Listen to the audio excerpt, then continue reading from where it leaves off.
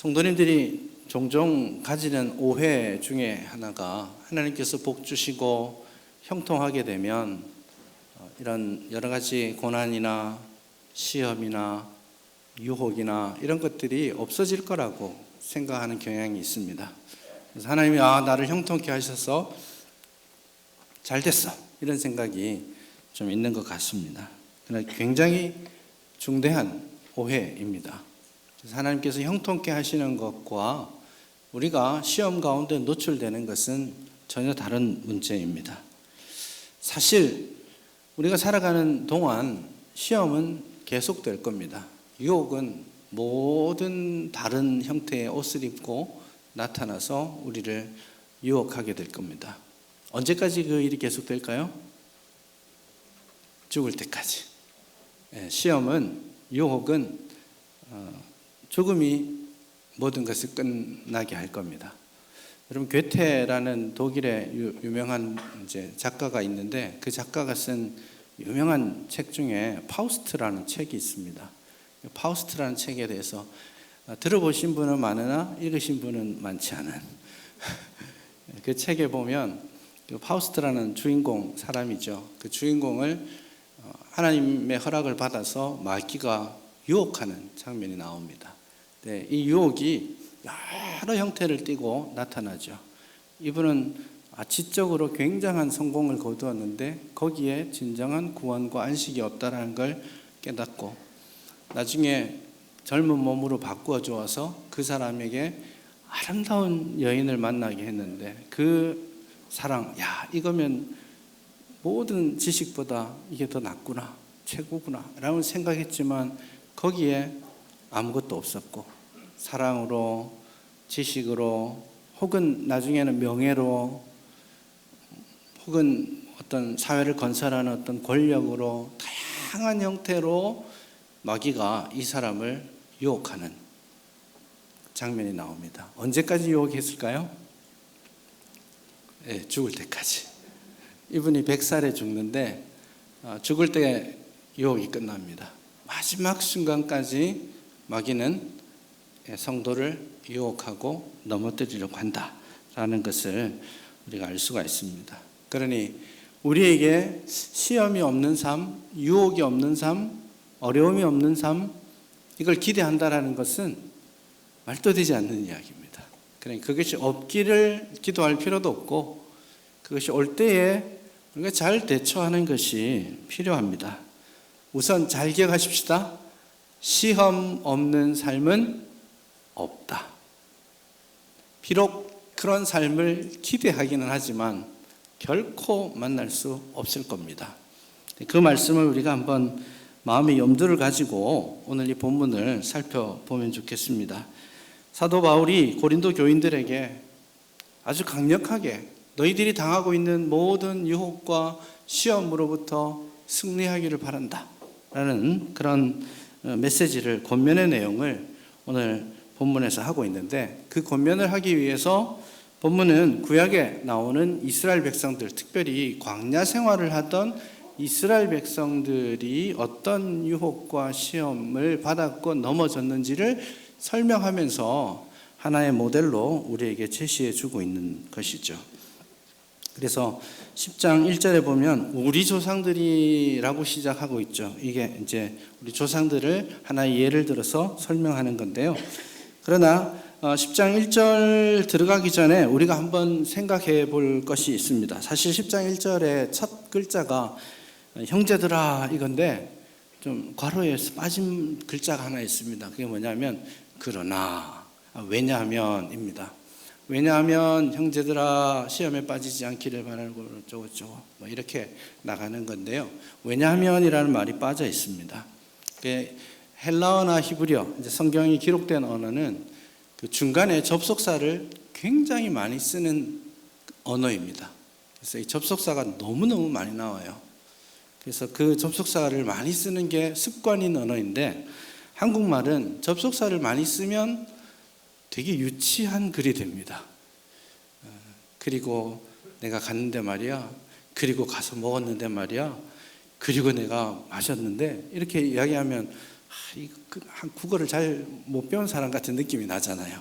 그래서 그리고 그러나 그런데 왜냐하면 이런 말을 잘 빼려고 노력하는 언어입니다. 그러다 보니까 여기에도 왜냐하면이라는 말이 들어있는데 살짝 빼놓았습니다. 왜냐하면이라는 말을 제가 주목하는 이유는 왜냐하면 이 말은 앞에 있는 문장이 중요하다는 뜻입니다. 앞에 이러이러하다 왜냐하면 하고 설명하는 거니까요.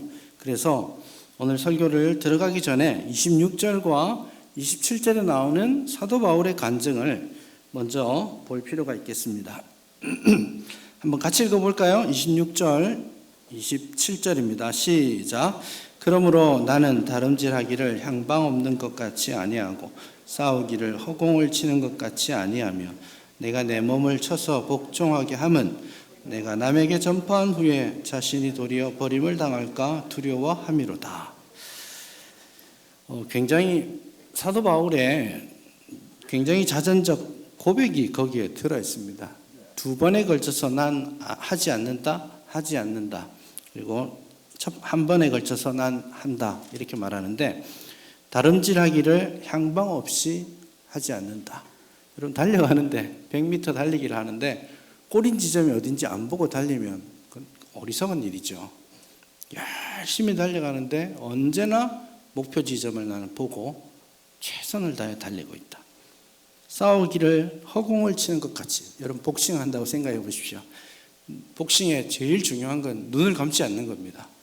눈을 부릅뜨고 주먹이 와도 눈을 뜨고 내가 쳐야 할 곳을 치는 거죠. 근데 복싱하는 사람이 눈을 감고 막 아무렇게나 휘두르면 무조건 치게 돼 있는 거죠. 지금 싸우기를 허공을 치는 것 같이 하지 아니한다. 그러면서 사도 바울은 항상 마음의 염두에 두고 있는 것을 이렇게 말합니다. 내가 내 몸을 쳐서 복종시킨다. 목표는 딱 정확하게 정하고 그걸 위해서 내가 내 몸을 계속해서 쳐서 복종시킨다는 말은 훈련한다 이런 말입니다. 내 몸을 계속 훈련해서 하나님 앞에 버림당하지 않으려고 한다 이겁니다. 그런데 살짝 아쉬움이 좀 있습니다. 의문이 생깁니다. 왜냐하면 사도 바울이 지금까지 전한 복음의 내용이 뭡니까? 오직 구원은 믿음으로 얻는 거 아니에요. 은혜로 주어지는 거죠. 열심히 잘 싸워서 내가 구원을 얻는 겁니까? 최선을 다해 신앙생활에서 내가 구원받는 겁니까? 헌금을 많이 해서 구원받는 겁니까? 그렇지 않잖아요. 우리의 구원은 예수 그리스도의 은혜, 그분의 십자가 은혜만으로 구원을 받습니다. 우리는 오직 믿음으로 그 구원을 누리면 되는 겁니다. 그런데 사도 바울은 혹시 그 구원을 놓칠까 봐 두려워하고 있었는가? 그런 건 아닙니다. 여기서 말하는 두려움은 그런 두려움이 아닙니다. 사도 바울은 지금 먼저 그 은혜로 받은 구원을 살아가면서 성화의 삶을 살면서 어떻게 지켜나가야 될지를 고민하고 있는 겁니다. 그래서 은혜로 받는 구원, 그 다음의 이야기를 사도 바울은 하고 있는 겁니다. 이 다음의 이야기를 너무 부차적인 것으로 생각하시면 우리 기독교 신앙이 너무 가치가 없어집니다. 은혜로 받는 구원, 예수 믿어서 받는 구원이라고 주장하고 그러니까 난 아무렇게나 살아도 되는 거야? 이렇게 생각할 수 있는데 결코 그렇지 않다라는 겁니다. 내가 주님의 은혜로 구원을 받았기 때문에 이 교회에서 주님이 주신 그 구원의 생명을 누리고 또 세상에 나아가서 하나님의 복음을 위해 어떻게 내 몸을 쳐서 복종시킬까? 그 마음의 자세를 지금 사도 바울은 말하고 있는 겁니다. 그래서 이게 예수 믿은 다음에 어떻게 살아갈 것인가? 또 그 삶 속에서 우리가 만나는 여러 가지 유혹과 시험을 어떻게 이길 건가? 어떤 자세로 그걸 맞이할 건가? 그 자체에 대해서 사도 바울은 이야기하고 있는 것입니다. 사도 바울이 특별히 오늘 본문 10장에서 4가지 반복되는 표현들을 하고 있습니다. 그러면서 사도 바울은 구약의 인물들을 예로 들고 있는데요. 특별히 광야 생활을 하고 있는 그 사람들을 지금 부르고 있습니다. 10장 1절부터 4절까지 4번 반복되는 단어가 있어요. 뭡니까? 한 글자. 다 이겁니다. 의도된 반복입니다. 모두가 구름 아래 있고 바다로 지났고, 모두가 구름 가운데 세례를 받았고, 모두가 광야에서 신령한 음식을 먹었고, 모두가 신령한 음료를 마셨다. 광야 생활을 하던 모든 사람들이 동일한 하나님의 은혜와 복을 누렸다라는 겁니다. 이걸 현대 교회로 쳐서 말하자면 모두가 예수 믿고 주님 앞에 나와왔고, 모두가 세례받고, 신령한 음식 뭐예요? 심지어는 모두가 성찬회까지 참여하는 은혜를 누리고 있다라고 말하는 것이죠. 그래서 4번에 걸쳐서 동일하게 주어진 하나님의 은혜를 이야기하고, 7절서부터 또 4번에 걸쳐서 이렇게 말합니다. 그들 가운데 어떤 사람들은 7절, 8절 그들 중에 어떤 사람들이, 9절에도 그들 가운데 어떤 사람들이, 10절에서도 똑같은 말을 합니다. 그래서 모두 어떤 일부 사람들은 다 동일한 하나님의 은혜를 누렸지만, 일부 사람들은 시험이 왔을 때, 어려움이 있을 때 그 시험을 극복하지 못하고 넘어지고 또 넘어지면서 하나님의 심판을 받게 되었다라는 사실을 굉장히 의도적으로 강조하고 있다는 것을 우리가 봅니다. 그들이 빠진 유혹, 시험, 이게 뭔지 특별히 오늘 고린도전서는 4가지에 걸쳐서 말씀을 주고 있습니다. 7절을 보시면 그들 가운데 어떤 사람들은 첫 번째, 우상 숭배하는 자가 되었다, 그렇게 말합니다. 그러면서 성경을 인용하는데요. 백성이 앉아서 먹고 마시며 일어나서 뛰논다 함과 같으니라. 출애굽기 32장, 소위 우리가 잘 알고 있는 금송아지 사건 있잖아요. 금송아지 사건을 지금 예를 들어서 설명합니다. 다 은혜를 받았는데 어떤 사람들은 우상 숭배의 유혹에 걸려 넘어졌다, 그렇게 말씀해 주고 있습니다. 우리가 경험하게 될 이 땅에서 성도로서 살아가면서 지속적으로 노출되는 중대한 죄악, 그 첫 번째가 우상 숭배라고 말할 수 있겠습니다. 여기서 살짝 오해하면 우상 숭배, 난 예수님 믿는데 뭐 우상 숭배 하는 거 아니지, 난 절에 가서 절하는 것도 아니고 뭐 돌 밑에 가가지고 빌고 있는 것도 아니니까 난 우상 숭배 하는 거 아니잖아 라고 생각할 수 있는데, 여러분 잘 보셔야 됩니다. 우상 숭배를 이야기하면서 출애굽기 32장을 인용했어요. 출애굽기 32장의 내용을 우리가 잘 한번 생각해 보시면 그때 우상 숭배의 본질이 무엇이었는지를 알 수 있습니다. 난 이제부터 하나님 안 섬기고 절에 가서 부처 섬길 거야, 그렇게 다짐한 게 아니에요. 이스라엘 백성들이 한 우상 숭배는 이런 것이었습니다. 금송아지를 떡하니 만들어 놓고는 그들은 이렇게 그 앞에서 뛰놀고 춤추면서 이렇게 말을 합니다. 자, 이 금송아지, 이분이 우리를 출애굽시켜 주신 하나님이시다. 그래서 이제 하나님 안 섬기고 난 소를 섬길 거야, 이렇게 말한 게 아니고 이 소 형상이 우리가 믿는 하나님이시다 라고 말한 겁니다. 그래서 우상숭배의 본질을, 물론 우상숭배라고 했을 때 우리가 처음 드는 생각, 하나님 말고 다른 신을 섬기면 안 돼, 맞는 말입니다. 그렇지만 대부분의 상식적인 선에서 대부분의 그리스도인들은 이 죄악에 빠지지는 않아요. 맞죠? 절에 안 가잖아요. 이 죄악에 빠지지는 않는데 왜 우상숭배가 가장 중대한 죄악이냐? 그것은 우리는 끊임없이 우상숭배의 유혹에 넘어가고 있기 때문입니다. 어떤 측면에서요? 여기서 말하는 우상은 하나님께 합당한 영광을 돌려드리지 못하고 하나님께 드려야 될 온전한 예배와 경배를 다른 무언가에게 드리는 겁니다. 하나님 곁에 다른 신을 세워두는 거예요. 그런데 이게 부처상이 아닐 뿐입니다. 대체로 우리가 세우는 우상들은 어떨 때는 재물이 되어 있고요. 그래서 하나님 섬기는 것보다 돈 버는 일이 더 중요한, 더 우선시될 때가 많이 있는 거예요. 어떨 때는 자녀가 되어 있어요. 이 자녀가 그냥 하나님보다 더 급하고 더 그래요. 그래서 막 자녀 키우는데 온 힘을 다 쏟느라고 사실은 우상이 될 수 있는 거예요. 하나님이 주신 모든 것을 하나님이 주신 도구로 사용하지 않고 수단으로 사용하지 않고 목적이 되어버린다면 그것은 우리에게 우상이 됩니다. 그것이 사랑이어도 남편이 되어도 아내가 되어도 자녀가 되어도 부모님이 되어도 안 됩니다. 하나님이 우리의 최고의 목적이어야 합니다.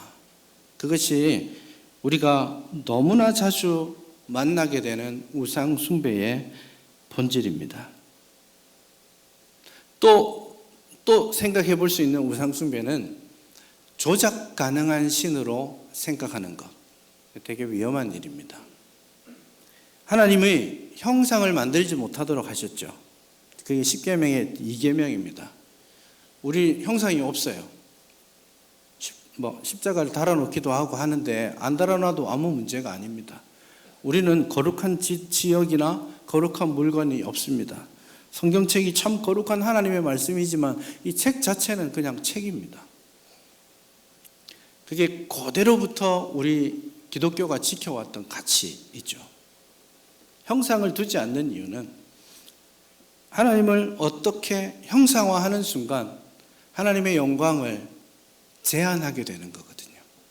그래서 하나님은 우주의 어떤 것으로도 형상화할 수가 없어요. 그래서 영이신 하나님을 우리는 그냥 영으로 섬기게 되는 것입니다. 그런데 우리는 눈에 보이는 뭔가를 자꾸 보고자 하고 하나님을 제한하려고 합니다. 내가 어떻게 하면 하나님이 이렇게 해 주실 거야 라는 기대감을 가집니다. 그렇게 해 주셔도 괜찮지만 하나님은 영원히 스스로 계시는 분이고 하나님은 스스로 결정하시는 분이에요. 우리의 요구와 우리의 필요에 따라서 스스로 제한되는 분이 아니라는 겁니다. 조작 가능한 신이 아니에요.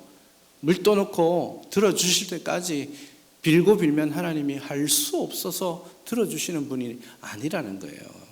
그게 우리나라 전래 종교이지 기독교의 가치는 아닙니다. 그래서 하나님은 하나님 그 자신으로 인정하고 그분을 섬기는 것이 우리에게 필요한 겁니다.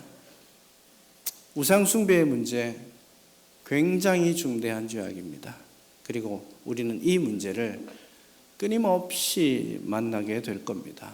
여러분, 하나님 앞에 하나님보다 더 앞세우는 것 없는 그런 삶을 살아드릴 수 있기를 바랍니다. 두 번째로 본문이 말하는 것은 음행입니다. 8절을 보시면 그들 중에 어떤 사람들이 음행하다가 하루에 23,000명이 죽었나니, 이때부터는 이런 말을 반복하기 시작합니다. 우리는 그들과 같이 음행하지 말자.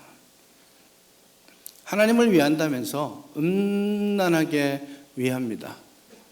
그래서 공개적으로 합법적으로 음란을 성전에서 치러왔습니다. 그게 옛날 종교들의 모습입니다.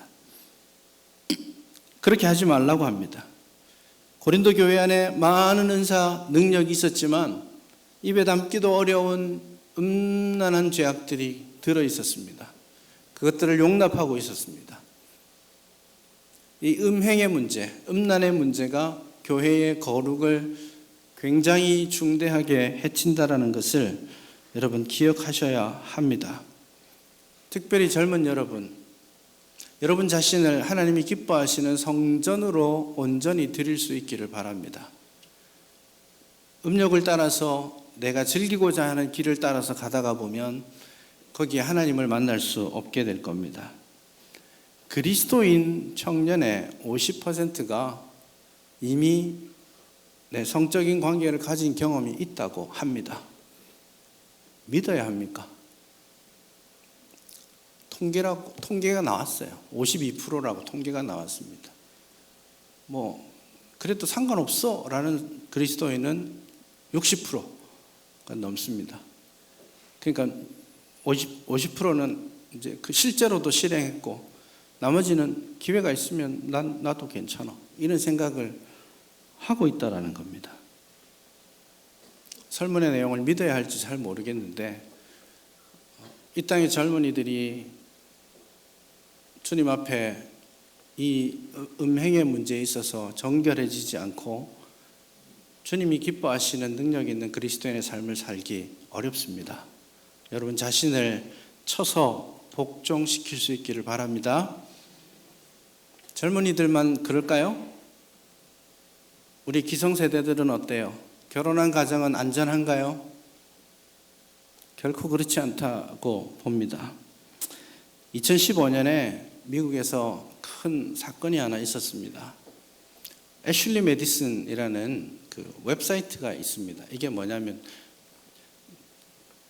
불륜을 조장하는 그런 웹사이트입니다. 그 가입 조건은 기혼자, 미혼자는 안 받습니다. 기혼자들은 와서 가입하고 자유롭게 상대방을 만나고 대화하고 또 오프라인에서 만날 수 있는 기회도 제공해주는 그런 이상한 사이트가 있었습니다. 이건 누가 할까 싶은데 2015년에 이 사이트가 해커들에 의해서 해킹당하는 사태가 벌어졌습니다. 해킹해서 개인정보가 밖으로 쏟아져 나왔는데 회원가입자가 전 세계에 3,400만 명이었어요. 결혼한 기혼자들 3,400만 명이 거기 가입해놓고 실제로 만남으로 이어졌는지까지는 모르겠지만 그 안에서 동의하고 있는 겁니다. 그 모토가 뭐냐면 인생은 짧고 인생은 짧으니 즐겨라. 이게 모토입니다. 한국 사람도 수십만 명이 거기에 이름이 있었습니다. 세상이 이렇게 간다, 이렇게 말하고 끝나려고 했는데 그 다음 뉴스가 제 마음을 때렸습니다. 그 사태가 벌어지고 그 정보가 터져 나오고 나서 미국 사회에서 그 해에 400명이나 되는 목사, 장로, 안수 집사님들이 교회에서 직을 내려놨습니다. 그것 때문에. 제가 이름만 대면 바로 대부분의 사람들이 알만한 유명한 사람 있습니다. 기독교 사역 아주 너무너무 신실하게 열심히 잘하던 분인데 돌아서서 밤에는 그 사이트에 접속하고 있었던 것이죠. 이게 젊은이들의 혈기의 문제가 아닙니다. 이 음행을 우리 하나님이 맺어주신 가정에서 잘 지켜내지 않으면, 방어하지 않으면 우리 가정의 능력도 교회의 능력도 사라지게 될 겁니다. 나이 들면 자연스럽게 없어질 거라고 생각지 마십시오. 이것도 습관의 문제입니다. 남들이 보지 않는 자리에서 엉뚱한 상상과 엉뚱한 글과 동영상에 여러분의 시간을 허비하지 않기를 바랍니다. 죽을 때까지 조심하셔야 돼요. 마지막 순간, 호흡이 다하는 순간까지 조심하셔야 됩니다. 교회 안에 이 일이 시험이 되지 않도록 조심하셔야 됩니다. 함부로 요즘은 조심하셔야 돼요. 남녀 간에도 그냥 형제님, 자매님, 집사님 하면서 등 뜯어주지 마세요. 안 해도 괜찮아요. 조심하셔야 됩니다. 그것이 교회에 틈이 생기게 되는 거고 마귀는 언제나 그 틈을 이용해서 성도를 무너뜨리고 교회를 무너뜨리려고 합니다. 저도 여러분도 하나님이 주신 가정 안에서 하나님이 주신 성전을 지키며 성적으로 순결하고 건강한 삶을 살아갈 수 있기를 바랍니다. 이 유혹에서 잘 건너가는 우리 모두가 되시기를 바랍니다. 세 번째로 말하는 것은 시험입니다. 9절에 보시면 어떤 사람들이 주를 시험하다가 뱀에게 멸망당했다.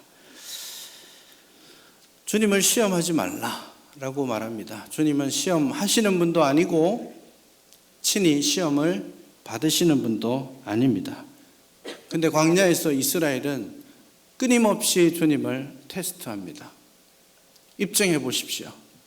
하나님이 나를 사랑하신다면 이거 해줘야 되는 거 아니에요? 이런 생각들이 있습니다. 물이 없을 때 그 광야 무리바에서 하나님을 테스트해야 합니다. 지금 이 본문은 민수기의 그 죄로 인해서 심판, 불뱀이 왔을 때, 불뱀에 물린 자들이 죽어갈 때 모세가 광야에 놋뱀을 들고 그렇게 말을 하죠. 보면 산다. 근데 왜 이렇게 많은 사람들이 죽었어요? 보는 게 어렵습니까? 놋뱀을 어떻게 하라는 것도 아니고, 찾아가서 할 것도 아니고, 그냥 아파서 누워있다가 세워져 있는 뱀 쳐다만 보면 되는 거 아니에요? 근데 그걸 안 해요? 아니, 안 믿어도 어떻게 생겼는지 궁금해서라도 한번 보겠는데 안 본다고요. 하나님을 시험하는 겁니다. 하나님은 시험 받으시는 분이 아니에요. 하나님은 당신의 존재가, 당신의 사랑이 우리에게 입증되어야 하는 분이 아니라는 거예요. 그러니 감히 우리가 하나님 앞에 우리가 쳐서 복종해야 되는 대상으로가 아니라 나에게 뭔가를 내가 시험하고 하나님이 나에게 뭔가를 주셔야 되는, 입증해 주셔야 되는, 하나님의 능력을 보여주셔야 되는 분이라고 착각하지 않기를 바랍니다. 입술로는 주님을 사랑합니다, 주님이 모든 것이 되십니다라고 말하고 실제로 살아가면서는 그게 아닌 듯이 하나님을 시험하고 살지 말라는 것입니다. 그냥 하나님께 온전히 복종하고 우리 자신을 쳐서 훈련시키는 것만이 필요합니다. 마지막 네 번째로 말씀하는 것은 10절에 보시면 그들 가운데 어떤 사람들이 원망하다가 멸망당했다, 그렇게 말합니다. 네 번째로 우리가 끊임없이 유혹에 빠지고 시험에 넘어지게 되는 또 다른 한 가지 주제가 원망, 불평이라는 것입니다. 이스라엘 백성들을 보시면 출애굽하고 그 40년의 광야 생활을 지나면서 끊임없이 불평하고 끊임없이 원망하고 그것이 발전해서 끊임없이 주님 앞에 반기를 드는 역사였습니다. 주님이 힘주시는 밥 먹고 힘내서 원망하고 살았어요. 아침에 만나가 떨어지잖아요. 그거 받아서 요리해 먹고 나가서 주님 뭐 하시는 겁니까? 이러고 사는 거예요. 그 은혜를 보았으면서도 여러분, 홍해를 건너보셨어요? 여러분이 건넜다고 상상을 해보십시오. 그 홍해가 갈라지고 그곳을 지났어요. 그 홍해물이 탁 차는 것들을 보면서 얼마나 벅찬 감동으로 노래했겠습니까? 모세와 미리암이 함께 노래하고 모든 사람들이 악기를 들고 나와가지고 춤을 추면서 노래했습니다. 하나님의 능력을 보았고 기뻐하였고 충분히 감사했습니다. 그리고 돌아서서 물이 없으니까 원망합니다. 그리고 돌아서서 먹을 게 부족하니까 또 더 달라고 욕심내고 끊임없이 원망하고 불평합니다. 우리는 그러하지 않습니까?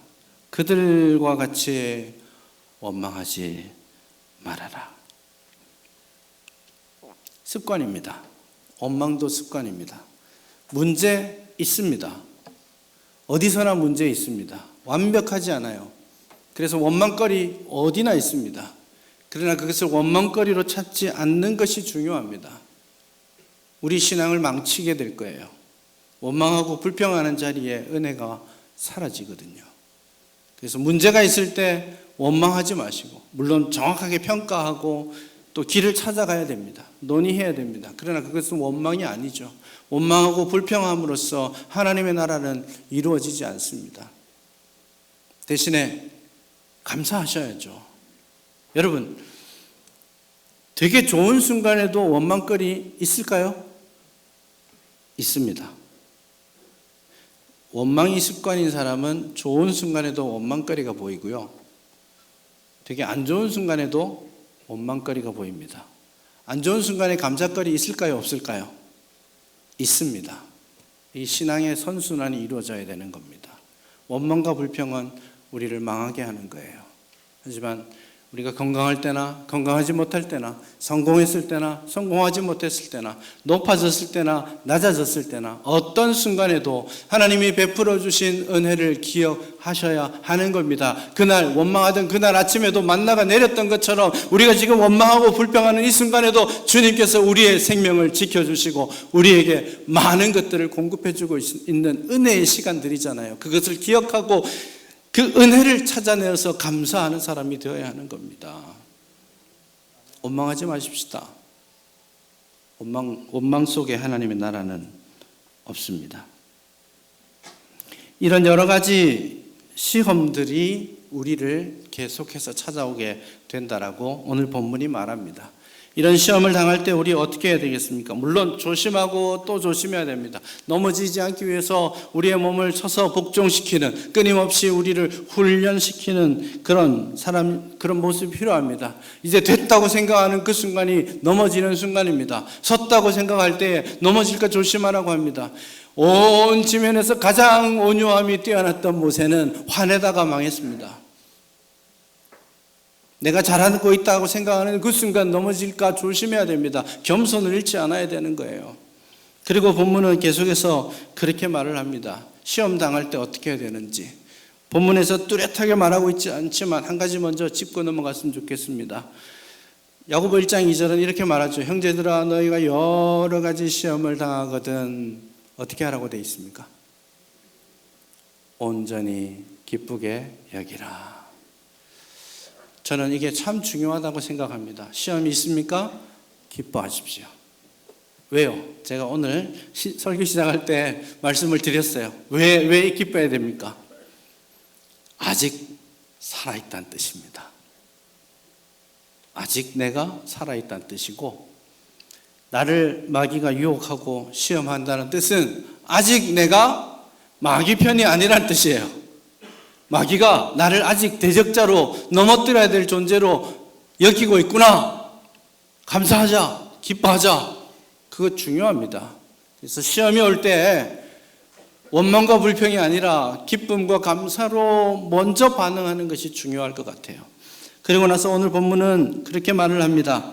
사람이 감당할 시험 밖에는 너희에게 당한 것이 없다. 하나님께서는 우리에게 감당할 수 있는 시험을 주신다라는 겁니다. 시험이 어렵습니다.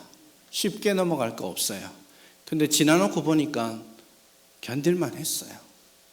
어려웠던 것 같은데 안 될 것 같았는데 지나놓고 보니까 괜찮았습니다. 그런 대로 잘 버텨왔다라는 생각할 때가 많습니다. 우리 하나님을 신뢰하십시다. 감당할 시험만을 주신다. 이 말은 뭐예요? 하나님은 이 시험을 이길 수 있는 힘을 내게서 보고 계신다라는 거예요. 그래서 이 시험이 왔을 때 혹시 시험이 세게 오시거든. 야, 하나님 나를 이렇게 보신단 말이야? 감당할 수 있는 거야. 내가 이거를 그렇게 생각하셔도 괜찮다라는 거예요. 감당할 시험 밖에는 하나님께서 주시지 않습니다. 왜냐하면 하나님은 미쁘시기 때문에. 미쁘다는 말은 믿을만 하시단 말이에요. 하나님은 믿을만 하시기 때문에 실패하지 않고 우리가 감당할 시험밖에 주시지 않는다는 거예요. 그 시험 당할 때 또한 우리에게 피할 길도 주신다라고 말씀합니다. 그러니 이 하나님의 성품을 신뢰하고 확신 가운데서 시험을 맞이할 수 있기를 바랍니다. 사탄은 끊임없이 우리를 넘어뜨리려고 합니다. 그래서 여러 가지 시험을 우리가 죽을 때까지 계속해서 우리 앞에 걸림돌을 막 놔둘 겁니다. 넘어져라, 넘어져라, 넘어져라.